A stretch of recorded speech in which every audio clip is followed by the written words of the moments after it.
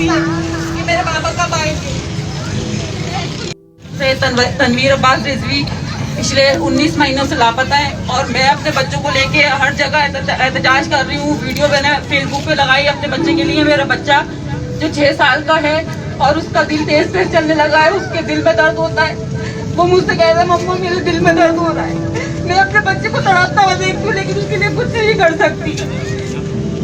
मैं उन लोगों से सवाल करती हूँ, क्या उनकी औलादे नहीं है? क्या वो कब समझेंगे जब उनके बच्चे उनके सामने तड़पेंगे? मेरा बच्चा आए दिन दिल में दर्द का बताता है, बार बार सीने में दर्द बताता है। बाप की टेंशन लिया हुआ है।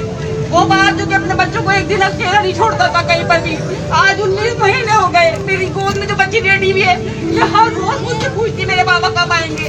मैं कहती बेटा पापा आ जाएंगे, पापा आ जाएंगे।